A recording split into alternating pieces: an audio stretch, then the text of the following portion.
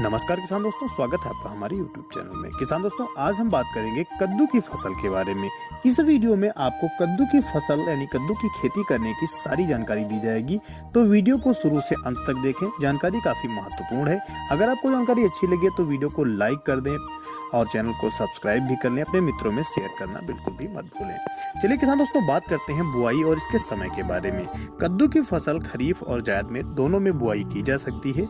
खरीफ का जो समय रहता है वो है 1 जून से लेकर के 31 जुलाई के बीच किसान भाई कद्दू की फसल उगा सकते हैं। इसकी समय अवधि 90 से 30 दिन की होती है। जायद में किसान भाई 1 जनवरी से 15 अप्रैल के बीच इसको उगा सकते हैं। इसकी भी समय अवधि 90 से 130 दिन की होती है। किसान दोस्तों, अब हम बात करेंगे कद्दू की फसल उगाने के लिए तापमान, मिट्टी की तैयारी व खेत की जुताई कैसे करनी चाहिए, क्या क्या प्रिपरेशन करने की आवश्यकता होती है। कद्दू की खेती के लिए 25 से 30 डिग्री तापमान काफी अच्छा रहता है। कद्दू की खेती के लिए दोमट व बलुई दोमट मिट्टी दोनों अच्छी मानी जाती हैं। फसल के चयन के लिए जो भूमि आपने चयनित की है उसका पीएच मान 5.5 से लेकर के 6.8 के बीच होना चाहिए, जो इसके लिए काफी अच्छा रहता है। फसल की बुआई 20 दिन से पहले आप क्या करें, इसकी मिट्टी को अच्छी तरह से जुताई कर ले, यानी मिट्टी पलटने वाले हैरों से 1 या 2 बार अच्छी से जुताई कर ले, ताकि खेत में जो मौजूद खरपतवार हैं और जो एग्लेइंग हुई है, जो कीट होते हैं, उनके अंडे हुए हैं, वो नष्ट हो जाएं। इसके बाद प्रति एकड़ खेत में 10 से 12 टन सड़ी गोबर की खाद अगर आप डालते हैं तो काफी अच्छा रहता है। साथ में 2.5 किलोग्राम यानी 2.5 किलोग्राम आपको ट्राइकोडर्मा भी इस खाद में मिलाकर पूरे खेत में छिटका देना है। खाद डालने के बाद आप एक बार फिर से जुताई करके पाटा लगा करके खेत को समतल बना लें। पलेवा करके आप 6 से 8 दिन बाद इसकी गहरी जुताई करके इसमें आप पौधरोपण कर सकते हैं। इसके बाद आपको ये भी ध्यान देना है, जब आप गहरी जुताई कर लें, कल्टीवेटर के द्वारा 2 बार अगर आप अच्छी तिरछी जुताई इसकी कर देते हैं, फिर पाटा लगाते हैं, खेत समतल हो जाएगा। इसके बाद जब पौध लगाएंगे तो पौध का विकास काफी अच्छा होगा। किसान दोस्तों, अब हम बात करेंगे बीज मात्रा के बारे में। कद्दू की जो बीज मात्रा रहती है, कद्दू के 1 एकड़ फसल तैयार करने के लिए आपको 700 से 800 ग्राम बीज की आवश्यकता होती है, जिसकी नर्सरी आपको पहले तैयार करनी चाहिए। नर्सरी कैसे तैयार करते हैं, इस पर वीडियो मैंने पहले से एक सेपरेट बना रखा है, उस वीडियो को आप एक बार जरूर देख लें, ताकि आपको बीज से आप कैसे पौधे तैयार कर सकते हैं इसकी भी जानकारी मिल जाए। किसान दोस्तों, अब हम बात करेंगे उन्नत किस्मों के बारे में। यहाँ पर हम उन्नत किस्मों के नाम आपको बता देंगे। अगर आपको जानकारी इसकी सटीक चाहिए कि आपको कौन सी उन्नत किस्म में क्या क्या रहता है, कितने दिन में तैयार होती है, कितना उत्पादन मिलता है, वजन कैसा होता है, कितना बड़ा कद्दू प्राप्त होगा, इसके लिए आप हमें कमेंट कर सकते हैं। तो स्पेशल आपके लिए उस जो किस्म है उस पर हम एक वीडियो तैयार करके आपको बता देंगे। सबसे पहले हम बात करेंगे उन्नत किस्म में श्री राम किंग कॉन्ग किस्म के बारे में। ये जो किस्म है काफी अच्छी किस्म है। चलिए थोड़ा सा हम इसमें इन किस्मों के बारे में, जो अच्छी किस्म है उनके बारे में आपको बता देते हैं। जो श्री राम किंग कॉन्ग किस्म है, ये 100 से 110 दिन में पककर तैयार होती है। यह 100 से 110 दिन में तैयार होने वाली काफी अच्छी किस्म है। इस फसल का जो कद्दू होता है वो 10 से 9 किलोग्राम तक का हो जाता है। इसका फल हरा रहता है और पीले रंग का भी हो जाता है। दूसरी किस्म आप ले सकते हैं PPH2। ये किस्म 90 से 100 दिन में पककर तैयार हो जाती है। ये भी काफी अच्छी किस्म है। पूसा विश्वास एक किस्म है। काशी उज्ज्वला भी ले सकते हैं। पूसा अलंकार ये भी काफी अच्छी किस्म है। ये अगेती किस्म है। अगर आप अगेती कद्दू की खेती करते हैं तो पूसा अलंकार को आप ले सकते हैं। हरे रंग का फल होता है और इसको आप अगर देखी जाए फल की लंबाई तो 28 से 30 सेंटीमीटर तक की होती है। औसतन पैदावार कद्दू की 280 से 300 क्विंटल प्रति हेक्टेयर के हिसाब से किसान भाई ले सकते हैं। एक है काशी धवल। काशी धवल भी काफी अच्छी किस्म है। पूसा हाइब्रिड 1 और DAGH 16। किसान भाइयों, ये सारी जो किस्में हैं ये काफी अच्छी किस्में हैं। इनमें से किसी का आप चयन कर सकते हैं। जिस पर आपको स्पेशल जानकारी चाहिए कमेंट करके आप उसकी जानकारी ले सकते हैं। अगला मैं सेपरेट वीडियो बना दूंगा।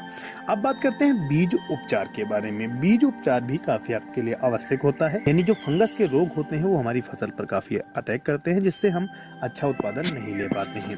तो बीज उपचार के लिए आप हाइब्रिड बीज सबसे पहले आपको लेना है। बीज उपचारित वैसे आ जाते हैं जितने हाइब्रिड बीज होते हैं।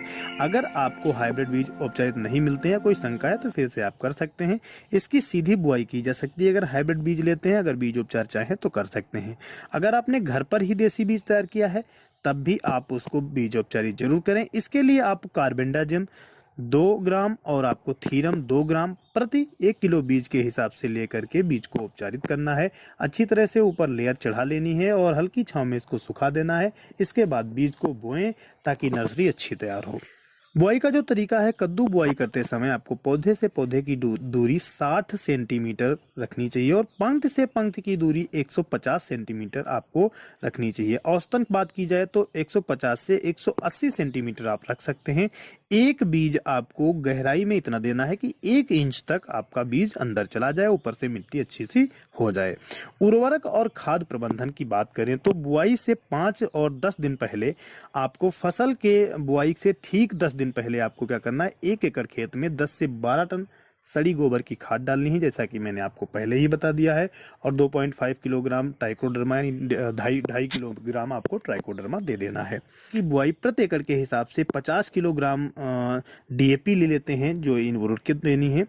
तो डीएपी आपको 50 किलोग्राम लेनी है, 50 किलोग्राम पोटास लेनी है, 25 किलोग्राम यूरिया लेनी है, 10 किलोग्राम कार्बोफ्यूरान इस्तेमाल करना है। ये आपको कुछ रासायनिक उर्वरकें साथ में लेकर के बुआई के समय आपको देना रहेगा।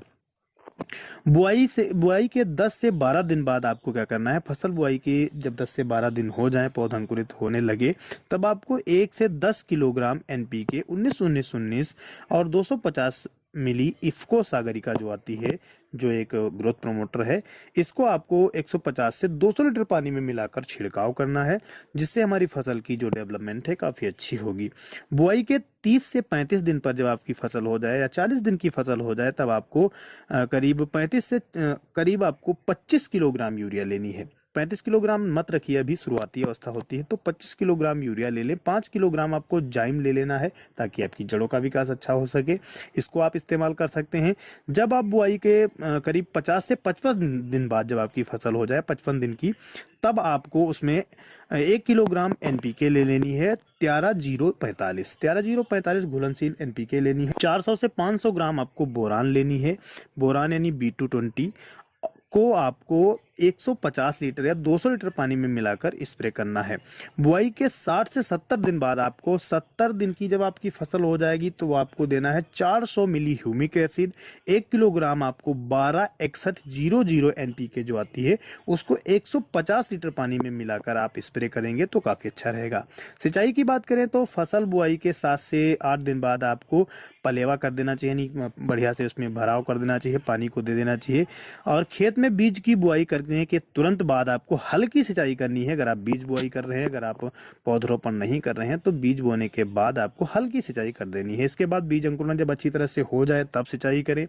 पौधे की वनस्पतिक क्रिया जब चल रही हो, यानी मिट्टी से पौधे निकल चुके हों, उनका विकास हो रहा हो, जड़ों का विकास हो रहा हो, तब आपको 7 से 10 दिन के अंतराल पर सिंचाई करते रहना है। मौसम के आधार पर आप सिंचाई का शेड्यूल चेंज भी कर सकते हैं, क्योंकि मार्च का महीना अगर पड़ेगा तो 8 से 10 दिन पर आपको, अप्रैल के महीने में 7 से 8 दिन पर, और मई जून के महीने में 4 से 5 दिन पर आपको जल्दी सिंचाई करने की आवश्यकता पड़ती रहती है।